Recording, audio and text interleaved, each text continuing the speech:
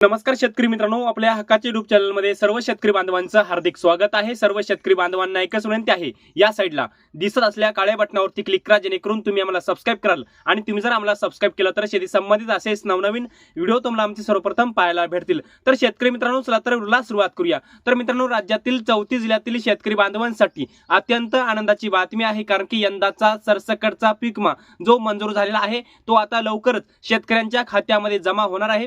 मग आता कोणकोणत्या जिल्ह्यातील शेतकऱ्यांच्या खात्यामध्ये जमा होणार, कोणत्या पिकासाठी जमा होणार, कोणत्या तारखेपासून जमा होणार आणि हेक्टरी किती रुपये जमा होणार आणि कोणत्या विमा कंपनीच्या माध्यमातून यंदाचा सरसकटचा पीक विमा जमा होणार, या संदर्भामध्ये संपूर्ण माहिती आणि अपडेट आपण या व्हिडिओच्या माध्यमातून घेण्याचा प्रयत्न करणार आहोत।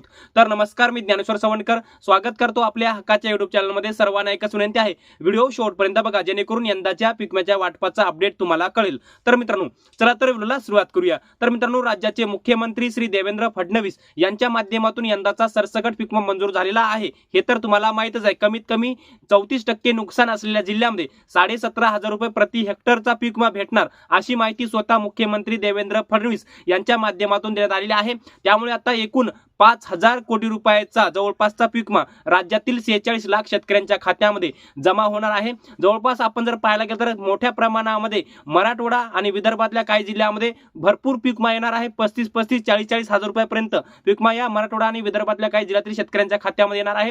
तर तो कोणत्या जिल्ह्यातील शेतकऱ्यांच्या खात्यामध्ये येणार, ही सर्वप्रथम मंडळीय माहिती घेण्याचा प्रयत्न करूया। तर मित्रांनो, याच्यामध्ये पहिला जिल्हा आहे अहिल्यानगर जिल्हा। मित्रांनो, अहिल्यानगर जिल्ह्यामध्ये 80 ते 100% पेक्षा जास्त नुकसान झालेलं आहे। त्यामुळे या जिल्ह्यामध्ये मोठ्या प्रमाणामध्ये सोयाबीन आणि कपाशी या दोन पिकासाठी मोठ्या प्रमाणामध्ये पीक विमा येणार आहे, कारण की स्वतः मुख्यमंत्र्यांनी आकडेवारी सांगत असताना त्या पद्धतीने नुकसान झालेले असं दाखवलेलं आहे। त्यामुळे मोठ्या प्रमाणामध्ये नुकसान अहिल्यानगर जिल्ह्यामध्ये झालेलं आहे। त्यानंतरचा जिल्हा आहे सोलापूर जिल्हा। मित्रांनो, सोलापूर जिल्ह्यामध्ये सुद्धा मोठ्या प्रमाणामध्ये 80 ते 100% पेक्षा जास्त नुकसान झालेलं आहे। त्यामुळे सोलापूर जिल्ह्याचे सुद्धा पोस्ट हार्वेस्टचे अहवाल जे आहेत नुकसानकारकच येणार आहे। मागच्या 5 वर्षापेक्षा जास्त उत्पादन कमी या वर्षी उत्पादन घटलेलं आहे। त्यामुळे उंबरठा उत्पादन देखील सुद्धा यंदाचं कमीच येणार आहे। त्यानंतरचा जिल्हा आहे मित्रांनो हिंगोली जिल्हा, आणि हिंगोली जिल्ह्यामध्ये सुद्धा 80 ते 100% पेक्षा जास्त नुकसान हे सरकारने दाखवलेलं आहे। आणि सध्या हिंगोली जिल्ह्याचे जे पोस्ट हार्वेस्टचे अहवाल येत आहेत त्या अहवालानुसार सुद्धा मोठ्या प्रमाणामध्ये नुकसानकारक अहवाल आहेत। त्यामुळे हिंगोली जिल्ह्यामध्ये सुद्धा मोठ्या प्रमाणामध्ये शेतकऱ्यांच्या खात्यामध्ये यंदाचा सरसकटचा पीक विमा जमा होणार आहे। त्यानंतरचा जिल्हा आहे मित्रांनो जालना जिल्हा। जालना जिल्ह्याचे सुद्धा पोस्ट हार्वेस्टचे म्हणजे कापणी अंतर्गतचे आणि काढणी अंतर्गतचे अहवाल सध्या समोर येताना आपण पाहत आहोत। त्यामुळे जालना जिल्ह्यामध्ये सुद्धा मोठ्या प्रमाणामध्ये नुकसान झालेलं आहे। त्यामुळे यंदाचा सरसकटचा पीक विमा जालना जिल्ह्यामध्ये सुद्धा सोयाबीन आणि कापूस या दोन पिकासाठी मोठ्या प्रमाणामध्ये शेतकऱ्यांच्या खात्यामध्ये जमा होणार आहे। मित्रांनो, पुढचा जिल्हा आहे छत्रपती संभाजीनगर जिल्हा। छत्रपती संभाजीनगर जिल्ह्यामध्ये सुद्धा 80 ते 100% पेक्षा जास्त नुकसान झाले असं ग्राह्य धरण्यात आलेलं आहे आणि अशी अहवाल या जिल्ह्यात सुद्धा येत आहे। त्यामुळे संभाजीनगर जिल्ह्यातल्या एकूण 78 महसूल मंडळामध्ये यंदाचा सोयाबीन आणि कापूस या दोन पिकाचा सरसकटचा पीक विमा शेतकऱ्यांच्या खात्यामध्ये आता जमा होणार आहे। मित्रांनो, पुढचा जिल्हा आहे नांदेड जिल्हा। मित्रांनो, सर्वात जास्त नुकसानकारक जिल्हा म्हणून नांदेड जिल्हा यंदाचा झालेला आहे। त्यामुळे नांदेड जिल्ह्यामध्ये मोठ्या प्रमाणामध्ये नुकसान झालेलं आहे। त्यामुळे नांदेड जिल्ह्यामध्ये एकूण 93 महसूल मंडळामध्ये मोठ्या प्रमाणामध्ये शेतकऱ्याचं नुकसान झाले आणि आताचे अहवाल सुद्धा त्याच पद्धतीने येत आहे। त्यामुळे नांदेड जिल्ह्यामध्ये सोयाबीन आणि कापूस या दोन पिकाचा सरसकटचा पीक विमा मोठ्या प्रमाणामध्ये वितरित म्हणजे शेतकऱ्यांच्या खात्यामध्ये जमा होण्याची शक्यता आहे। मित्रांनो, पुढचा जिल्हा आहे परभणी जिल्हा। मित्रांनो, परभणी जिल्ह्यामध्ये सुद्धा 50% पेक्षा जास्त नुकसान झालेलं आहे। परभणी जिल्ह्यामध्ये सुद्धा मोठ्या प्रमाणामध्ये पीक विमा यंदाचा शेतकऱ्यांच्या खात्यामध्ये येऊ शकतो आणि येणार सुद्धा आहे। 52 महसूल मंडळामध्ये चे अहवाल जे आहेत ते नुकसानकारकच येत आहेत, कारण की पोस्ट हार्वेस्ट म्हणजे कापणीचे अहवाल, काढणीचे अहवाल सुद्धा तसेच येताना आपण पाहत आहोत। मित्रांनो, पुढचा जिल्हा आहे लातूर जिल्हा। लातूर जिल्ह्यातल्या सुद्धा एकूण 60 महसूल मंडळाचे अहवाल आपण जर पाहायला गेलं तर नुकसानकारकच आहेत। लातूर जिल्ह्यामध्ये सुद्धा मोठ्या प्रमाणामध्ये शेतकऱ्यांचं नुकसान झालेलं आहे। लातूर जिल्ह्यातल्या सुद्धा 60 महसूल मंडळामध्ये यंदाचा सरसकटचा पीक विमा मोठ्या प्रमाणामध्ये शेतकऱ्यांच्या खात्यामध्ये जमा होणार आहे।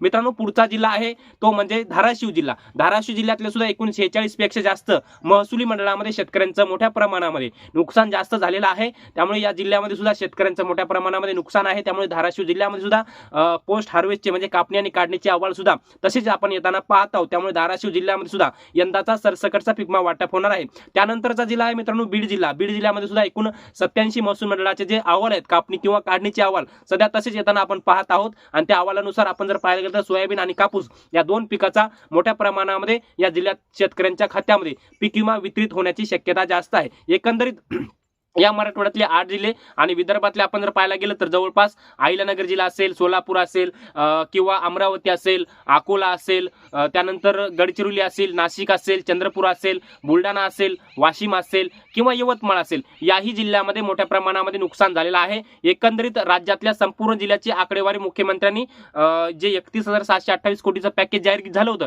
त्यानंतर त्यांनी सांगितली होती. त्यामध्ये त्यांनी सांगितलं की आता ज्या ज्या जिल्ह्यामध्ये 34% पेक्षा, आता त्यांनी स्वतः सांगितलं की 34% पेक्षा नुकसानकारक म्हणजे 34% पेक्षा जास्त नुकसानकारक सर्वच्या सर्व जिल्ह्यात. त्यामुळे 34% पेक्षा कमी नुकसान असलेला महाराष्ट्रामध्ये सध्या जिल्हाच नाही, यंदा सर्व जिल्ह्यामध्ये नुकसान झालेलं आहे. आणि ज्या जिल्ह्यामध्ये 34% पेक्षा जास्त नुकसान आहे कमीत कमी 17,500 रुपयाचा पीक विमा भेटणार.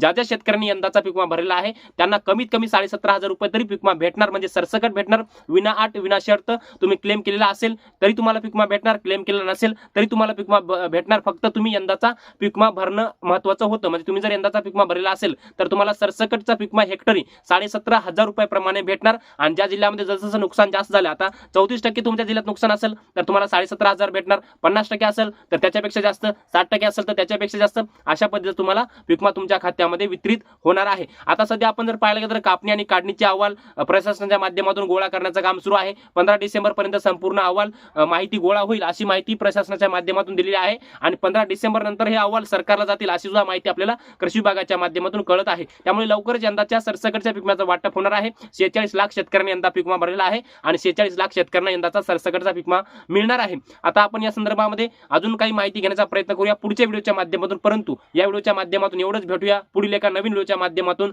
तुर्तास आपल्या सर्वांचे मनापासून धन्यवाद.